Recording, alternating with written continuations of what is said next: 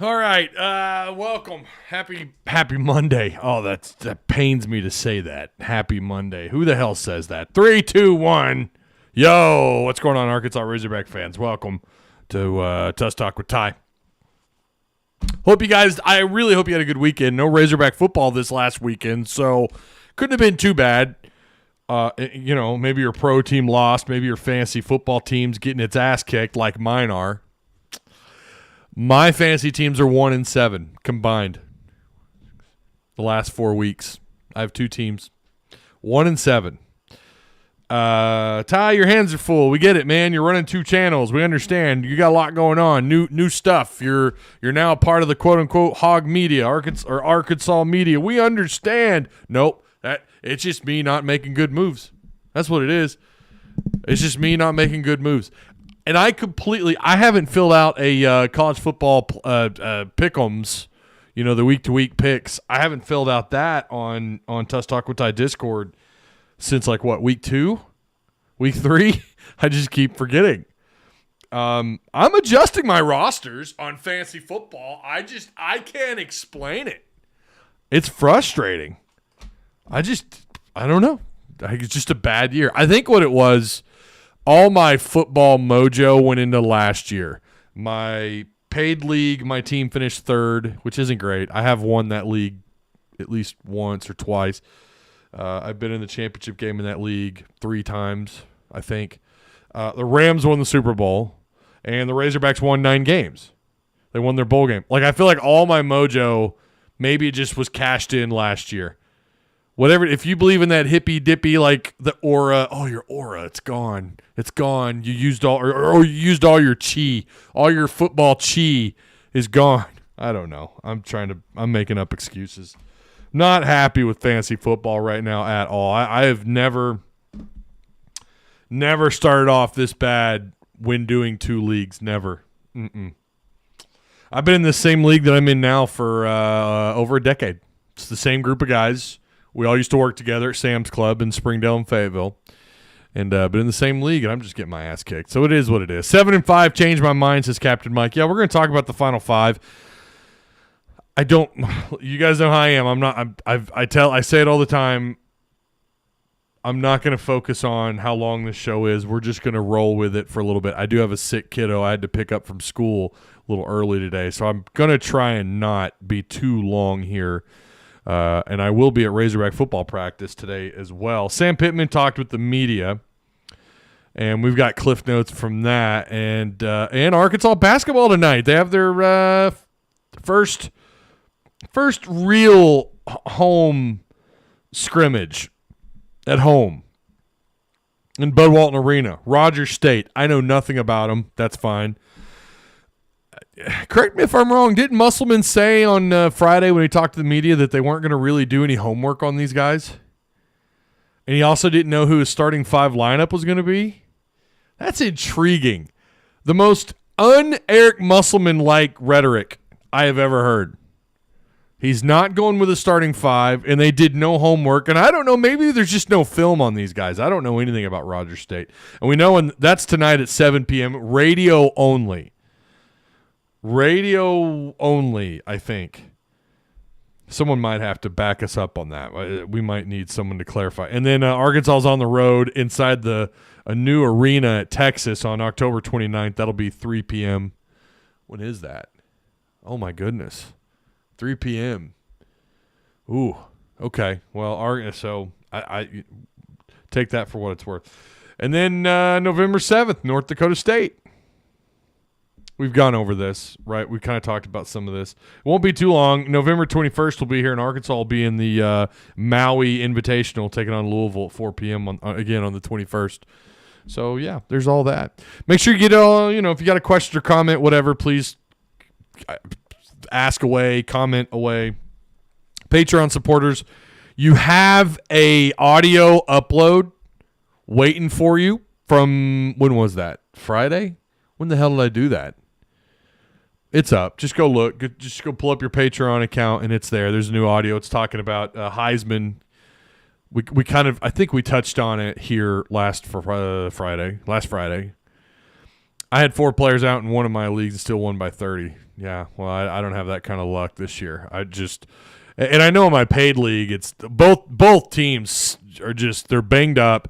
The Tuss Talk with Ty league, I didn't show up for the draft. I couldn't log into my account, and by the time I remembered to log in, the draft had already began, and I didn't draft a single player on that team. And and it's a huge league. Don't we have like 14 teams or 12 or 14 teams? Sorry, I had to hand you the L. Well, you're not the only one, Austin. I mean, everybody is. Now, in that league, to be fair, I am 3-3. It's not all horrible, but apparently Roger State is D2. Says Trip. Just want to say to my haters, sweep. God, get the Strohs talk out of here, man. Come on, Haas. Ugh. Is it 16 teams? Damn. I've never played in a league that big. Every league I've ever played in was either 10 or 12. And this is also, in all the years I have done fantasy football, this is only the third year that I've ever done PPR. It's only the third year I've ever done it, and I've never been good at it. I'll be honest. Points per reception leagues just kick my ass. The Astros, oh my gosh. Yeah, I'll tell you this much. I don't think it shouldn't be much of a game. There's literally no free agent help. Yeah, because there's 16 teams. Yeah, there's so much, and every time you click, because I have a winning record at the time, but I lost a couple of weeks in a row. You can't file in for a claim because you're still so low on the pecking order, I guess. I don't know. Beginning of the year is always the same from us. It's more about building our team than worrying about games that don't matter, quote unquote, yet. Yeah, I get that, but I don't know in all the years that I have listened to him talk, what year is this for him? 4? I don't know that I've ever heard him say he did no homework on a team. I don't know that I've ever heard that before. That was bizarre. That was strange. I know it's exhibition, and they just want to get better. I get that, but Musselman is so damn competitive. I predicted a loss to Auburn at the beginning of the year. Hope I'm wrong, but did a loss to miss. Wait, let me read that again. I predicted a loss to Auburn at the beginning of the year. Hope I'm wrong, but did a loss to miss. Okay, so what you're saying is you saw Arkansas losing to Auburn, but you thought that they would lose that game but beat Mississippi. Is that what you're saying? But didn't predict a loss to Mississippi State. Oh, okay. All right. You're doing voice to talk, aren't you? That's what you're doing. It'll get you. Like Dixon Street and Baker Mayfield, it'll get you. Cam Little with a game-winning kick, 24-21, says Carpenter. Yeah, so we're going to do our actual prediction on the game Friday, Jay Carpenter. We will do our actual prediction on Friday. So do me a favor, make sure you guys like, share, subscribe. I'd appreciate the shares because I'm not over here continuously pumping content. The views are just taking a giant shit. YouTube is not recommending my videos anymore. They're down towards the bottom. It just kind of is what it is. Trying to do my best to balance two channels. Doing what I can. This channel taking a little bit of a hit in terms of views, but you guys are still here, and we're still getting okay views. Like I'm not, to be honest with you, I don't even look anymore. Like I'm just at a point where I'm just making sure I'm trying to get something out, at least 2 videos a week. But shout out to Patreon supporters who help make this possible, and of course Apex Tattoo Studio, located in Rogers, 615 West Oak Street, Rogers, Arkansas, 72756. In case you need the zip code, give them a call today. Get set up for an appointment to get inked up, huh? 479-278-2694. Again, that's 479-278-2694. The Apex Tattoo Studio. Arkansas basketball. I tell you, I think the expectations are insanely high by fans. That's kind of natural. That's natural when you go to back-to-back Elite Eights. A couple of years ago, you played the eventual national champions, and you played them better than anybody. I would still argue that I thought that Arkansas team was the second-best team in that tournament. Just had the unfortunate luck of having to deal with Baylor in the Elite Eight. Just kind of is what it is. I actually like this better than the new stuff. I'm not sure what. I don't know what you mean. I actually like this better than the new stuff. Mr. Collins, I think you're going to have to clarify, sir. I want you guys, though, and one of the reasons why I put it in the title, Arkansas Razorbacks versus Final Five opponents, I want you guys, and we've kind of already done this before, but I want to do it again. I want you guys to tell me the Final Five. Give me your predictions. Okay, I want your Final Five predictions. That's what I want. I want to know, not team by team, but just give me, do they go 3-2, 5-0, 4-1, 0-5, right? 2-3. You tell me how you feel about these Final Five games. If you want, you can do team by team if you want. But Austin says 4-1. Mike says 4-1.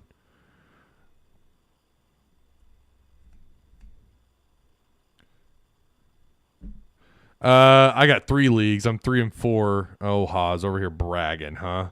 I'm 3-4 in one, and 1-6 in the other, and 5-2 in the other. None of it makes sense. Yeah, you know, that's what fantasy football is. It's just luck, right? And trying to find the best matchup you can find. I'm not kidding. I told you guys a story in Discord. I have been playing since 2001. I've been playing fantasy football, and you know how I remember this. I've kind of shared this story before, but my senior year in high school, I was so far ahead because I went to I went to Fayetteville High and West Campus High. I went to West Campus so I could learn to weld.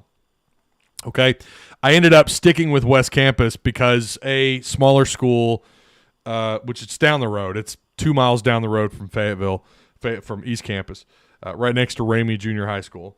But I went there and I had block scheduling. I had the second semester of my senior year, I had one class. I had to show up for my electoral or whatever it was, and I would just leave.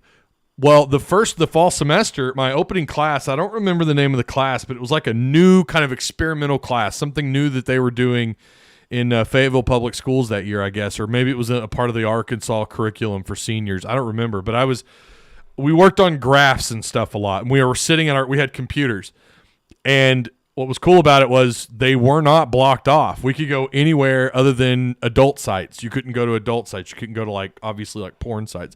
But you could go to ESPN.com. You can go to CBS. I'm pretty sure year one, I'm pretty sure it was CBS Sports. They were the first to have fantasy football.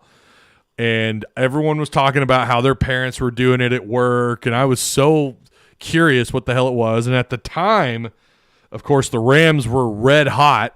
And I'm like, well, I want to do this. I just want to draft a whole bunch of Rams players. And I did that. First year I ever played fantasy football, not knowing anything about the scoring system, I went undefeated. My entire starting offensive roster was nothing but Rams players. Kurt Warner. Don't ask me how I got him. It was a 10-man league. I remember that. Don't ask me how I ended up with so many Rams on my rosters. But I ended up on that roster, I had Kurt Warner. I had Marshall Faulk, Isaac Bruce. I don't think I got Torrey Holt. Someone else drafted him, but I had Ricky Prohl. I was all Rams. I went undefeated. It was crazy. Good memory, man. I'll never forget that. 2001, my senior year in high school, because that was that fall semester, and then I graduated in 2002. So, yeah, it was really cool. Good memory. But I don't know anyone. I've rarely met anybody who's like, yeah, no, I played in 2000. I rarely meet anyone. They're like, what? I had no idea it went that long. Arkansas. All right, let's get into this. Did you guys watch Liberty and BYU? If that game, I've been telling you guys, I don't think that this is what everyone thinks it's going to be. This is not your typical, oh yeah, no, they're 7-1 or 6-1 non-con opponent, but they're whoever, right? They're Liberty. We've seen this in years past. We've seen teams that and they typically would beat Arkansas, right? Toledo comes to mind. But we also played them somewhat earlier in the season than when we're playing Liberty. Of course, you've got Auburn. And then you have Liberty, LSU, Ole Miss, and you close out the season with Mizzou.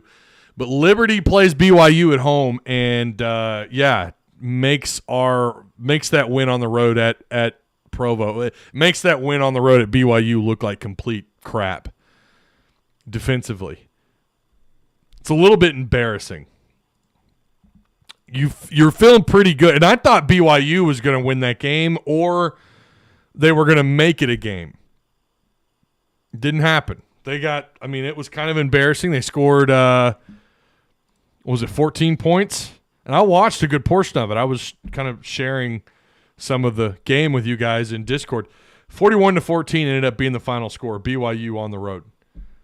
Liberty scored 41 points and held them to 14 points. Their defense is for real. Liberty's defense is legit. They're 7-1. They haven't lost a game at home. Their only loss on the road is to, or their only loss period is to a ranked Wake Forest team in which they lost by a point.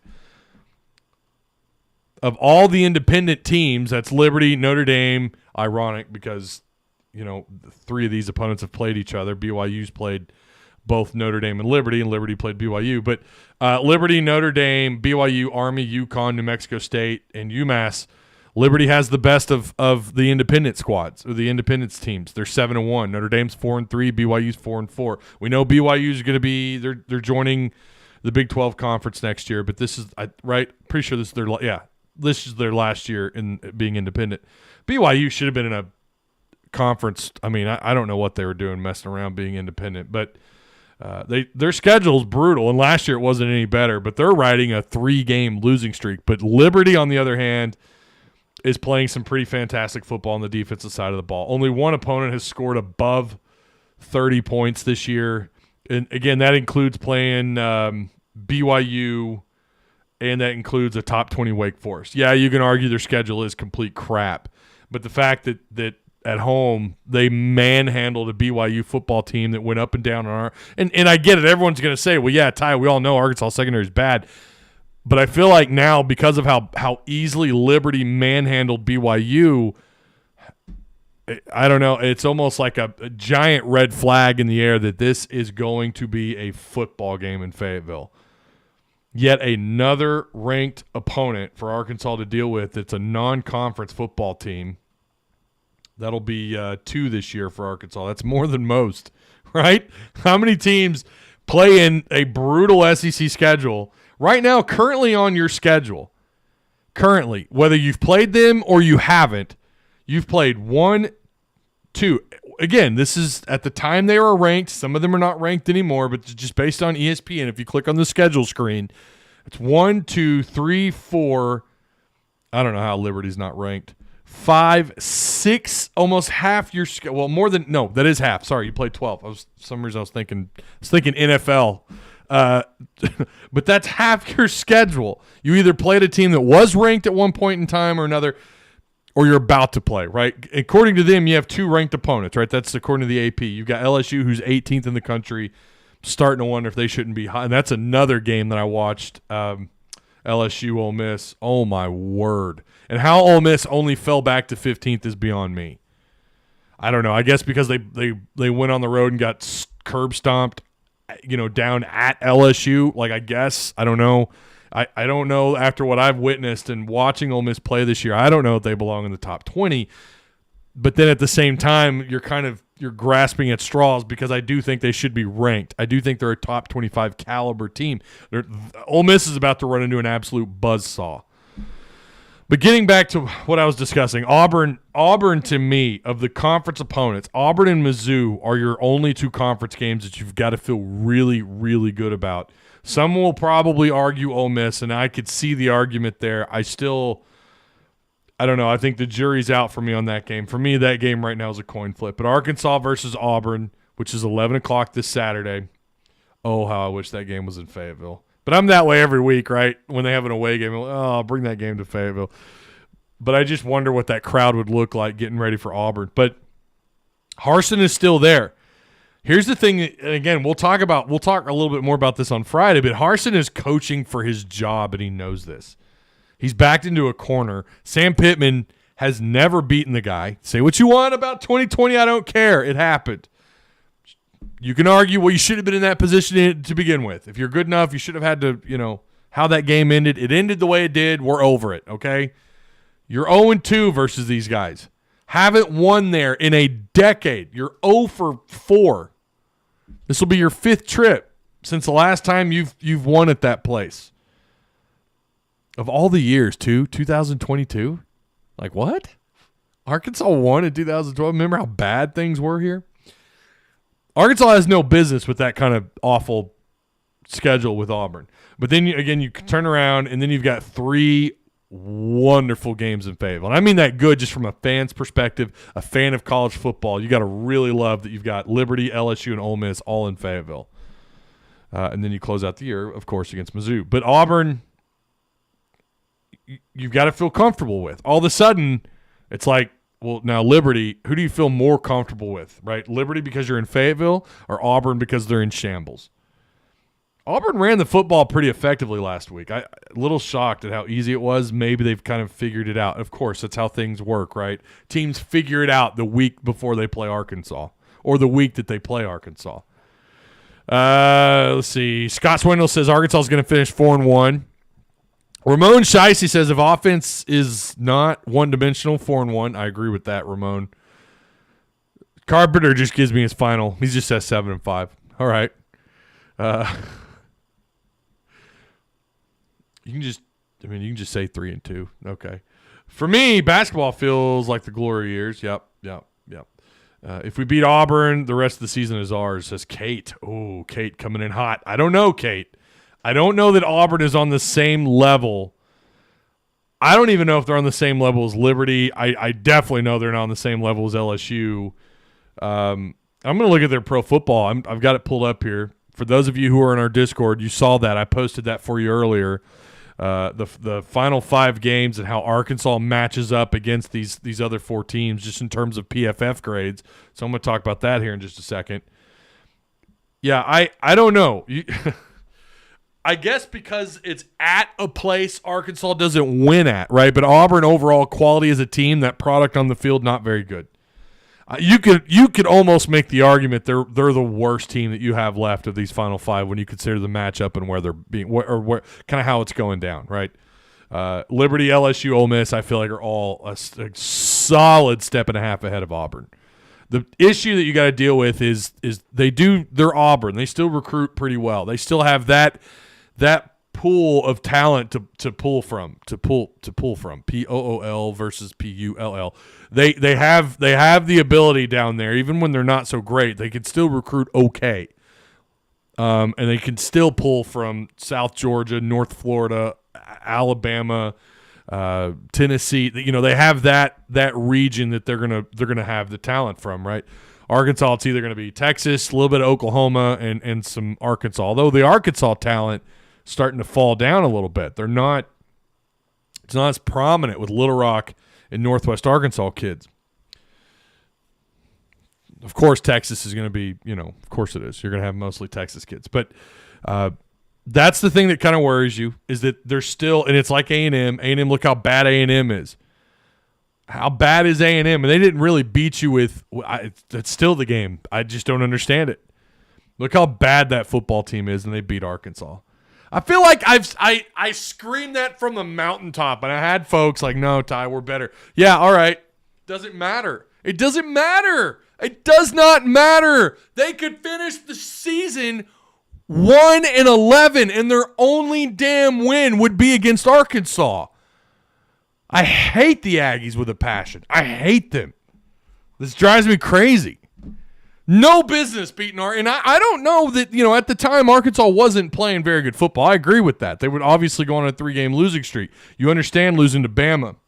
I don't understand losing to Mississippi State the way they did.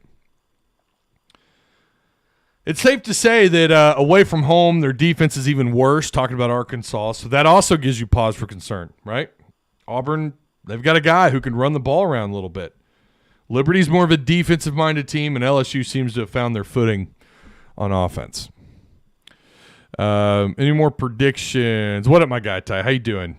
How you doing, the Doobie Drew show? Doobie Doo show. Yo, bro, move your Razorback helmet 2 inches to the right. Well, you know what? I'm so tired of having to deal with this in the middle of the show. You're just going to have to know that it exists, okay? Just know that the red chrome helmet is back there. Kate, I'm sorry. I don't care. We are winning out again. 5-0. I ain't giving up on Odom just yet. Well, the good news there is they're getting healthy, right? They're starting to feel a little bit better. Appreciate those of you who are retweeting retweeting this show. I do appreciate that. Haas and Austin. Okay.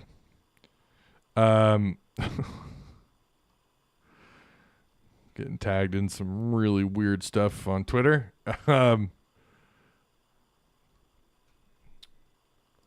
Semi-retired Austin Wakeham. Oh, appreciate the retweet, man. Appreciate it. I really do. Thank you for the sharing on Twitter. It means a lot.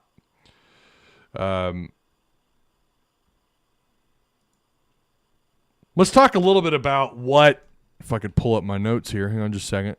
I'm going to pull up my notes. Then I'm going to pull up Dudley Dawson's notes. Dudley has, if you guys don't know, Dudley has you covered on what Sam Pittman had to say. So we're going to go over some of these cliff notes here really quick.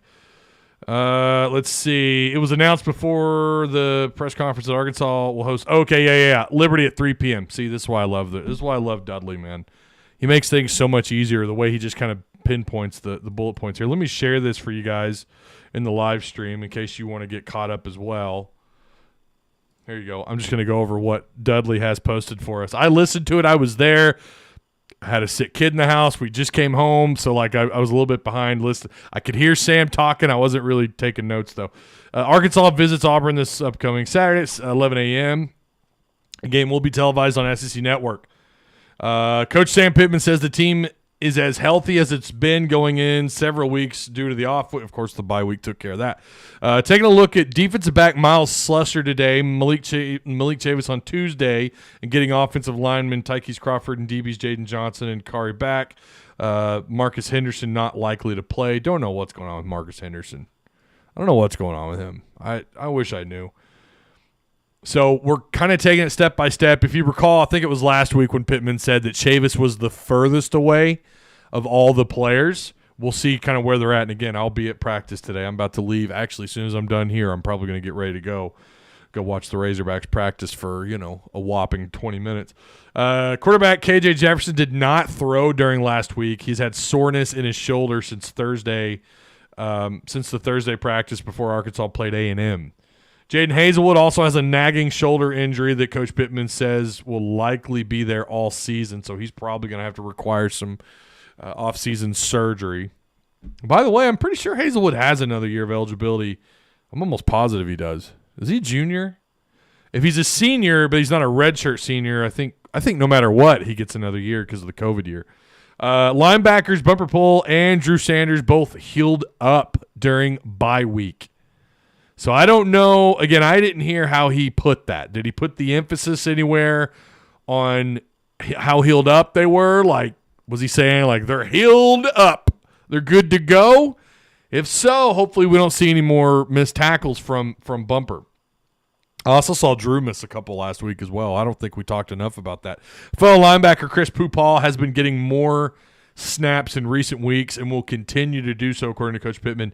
Has been doing so on third downs with Poole Elling. And I got to say, Christopher Pupal is one of those types of guys who will put his body on the line. He is from what I can tell, we don't have a lot on this. Because of how limited the media is and how he's just now finding his way on the defensive side of the ball in terms of his playing time. He looks to me to be a pretty willing defender or willing tackler, a guy that's not afraid to just that linebacker mentality. I've been a fan of Pupal since he got here, man. Since he committed and signed, I cannot wait for him. Let's see notes. He thinks his team has been balanced offensively, but it has to start with the running game. Happy with third down conversions last week on offense. They've moved up every year that Kendall's been here. They've moved up, and now their third down conversion offense is like top 25. It was top 25 coming out of the BYU game. I'm not sure, obviously, with Arkansas having a bye week, how that adjusts coming out of a bye week. Because obviously you didn't play, so. But last I saw, they were top 25, top 20, I think. Actually, they were like 18th in the country on third down conversions. That's pretty good. Believes his team is ready to go on another successful run. I caught that part. He thinks they could go on a nice little run here with Auburn and Liberty coming up to make it 3 straight wins. I mean, he didn't say that. That's me putting words in his mouth, but I think that's what he was getting at. Gets a great vibe from his team and thinks that it is a great component to success. Coach Pittman says freshman tight end Tyrus Washington did come to him and ask if he could redshirt from this point on, and that's what's happening. So that is interesting. Tyrus Washington stood out at the beginning of fall camp. Like, stood out. Had a couple consecutive days where he looked like he could compete to be the tight end 2 on that roster.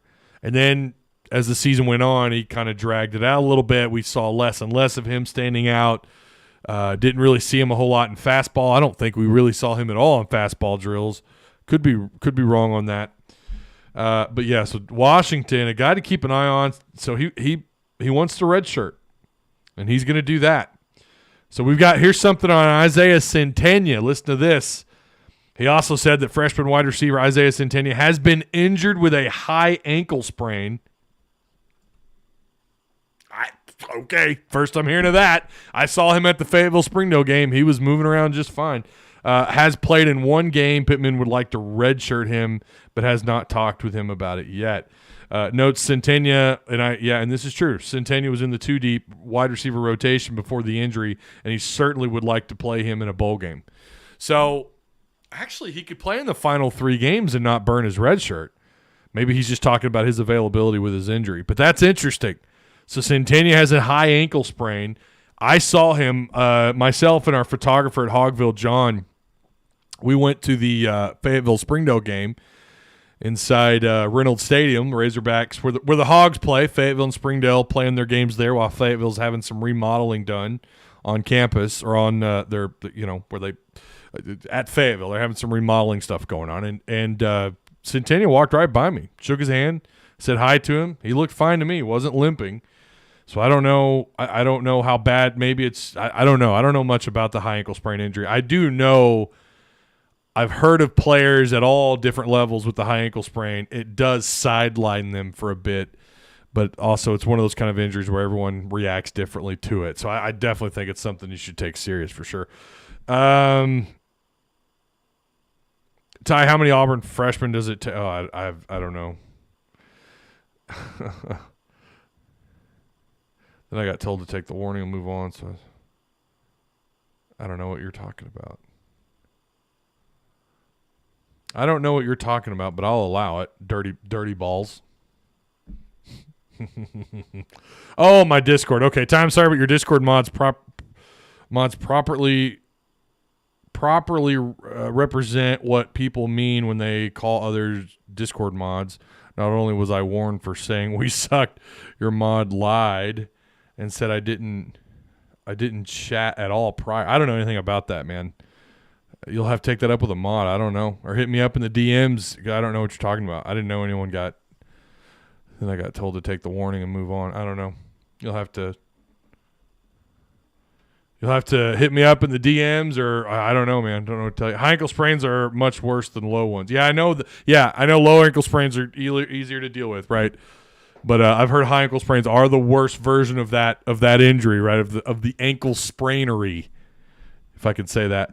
We saw several play actions at BYU. Wish KB would do it a bit more. This was like 3 weeks ago. Oh, man. Oh, okay. Well, I don't know. I'm sorry. Sorry that happened. Why'd it take you so long to get that out, really? So there you have it. Those are the notes with Sam Pittman. Let's look at these pro football grades really quick. Arkansas in the final 5 weeks, okay? Arkansas in the final 5 weeks, as it stands, I paired them up on Pro Football Focus's scoring. Now, I don't know and understand how they do all their ratings. I'm definitely not a professional in that in those regards or in any other regards. But if you look at where they rank them, Ole Miss levels out at the highest graded among these 5 opponents, or all 6 if you include Arkansas. But they grade out the highest at 88.9. Their run efficiency is it's the highest. It's higher than Arkansas right now. It's at 90.1. LSU is well, they're tied. They're at 90.1 with Arkansas grading out at 78.4. Ole Miss shouldn't shock anybody with that kind of high grade because they are one of the leading rushers in the country in terms of yards per game on the ground. They grade out pretty high, and that makes perfect sense. Arkansas grades out at 87.3. And again, this is – I'm sorry, my bad, 78.4. That is a little bit of a dip. I don't know how they come up with that. I really don't. I've tried watching some YouTube videos. I don't know if anybody has any idea how the hell they come up with that. Because I don't know. I'm only here to tell you what the numbers represent because so many people like Pro Football Focus. Everyone talks about them. I was listening to Rome earlier today, and he was talking about Pro Football Focus. So everyone goes to these and feels like they're pretty legitimate in how they do their ratings and everything. So it is what it is. I'm just here to tell you what the numbers are. Whether I agree or not, I don't know. But I don't know the formula and how they get there because they also have Mizzou graded out higher as a running offense or as just the overall run grade. That's PFF grade for rushing. Doesn't make sense to me. I don't know how you grade out Arkansas lower than Mizzou. Liberty's at 73 and Auburn's at 80.7. Now, again, if you go back to the overall grades, Ole Miss is 88.9, LSU's 86.0, Arkansas's third highest at 84.0. Mizzou is ahead of Liberty and Auburn. Overall rating, keep in mind, this is overall, offensive, defense, and everything in between. They grade out at 82.4, Liberty at 80.9, and Auburn all the way down at the bottom at 69.3. Now, looking at Mizzou, where they grade out really high is on defense. They grade out as high as any SEC team or any other SEC West team at 87.7 overall. But with these final five matchups, it's good to see Arkansas is not at the very bottom here according to PFF. What's cool about PFF is you can actually look at individual players and figure out like where they're lining up at and what their snap count at. Like Hudson Clark, you can look where he lines up at corner and see his grading there, and then you can see how many snaps he graded out or how many snaps he was at corner versus how many snaps he played at free safety or what they call at Arkansas the middle safety spot. It's really neat. I like there's some really analytical stuff there that's fascinating. Some of this grading stuff is just beyond me. But, yeah, Arkansas is right there in the middle, according to PFF, for those of you who like these grades and swear by them.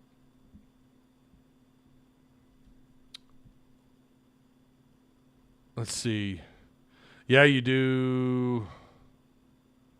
He's the one – I literally just warned him, and he okay, whatever. I mean, I'm not here to deal with that right now. We can deal with that later.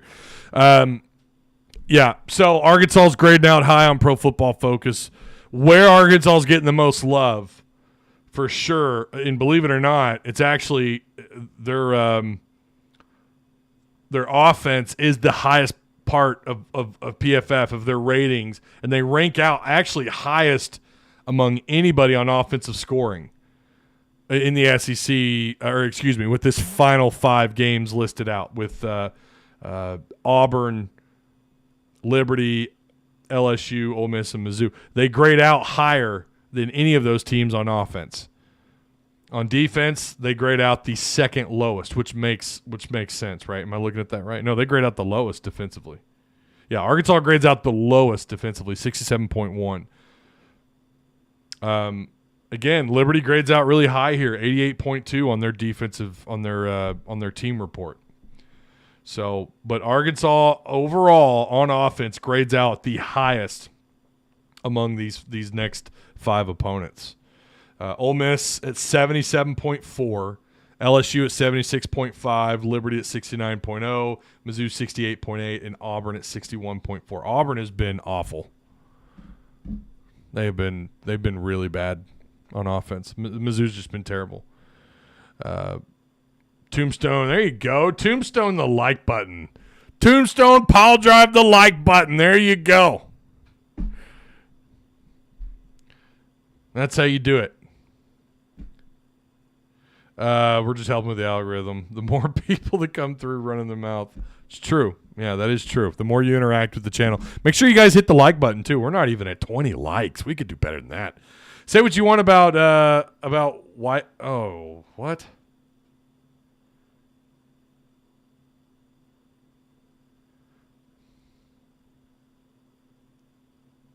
What? Yeah, I don't know what you're talking about, Steven.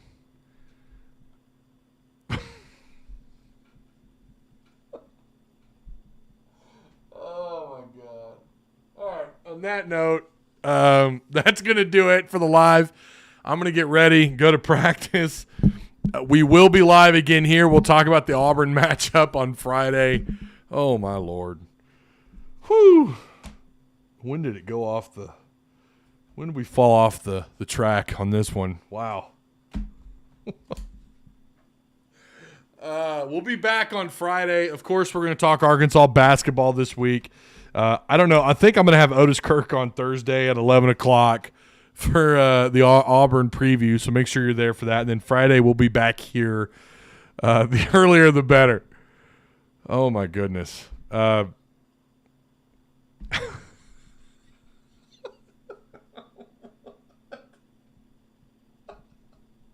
What just happened? All right. I'll see you guys later on in the week. I'll see some of you in Discord later, and yeah, woo pig. Oh my god. Oh, what did I do to deserve this?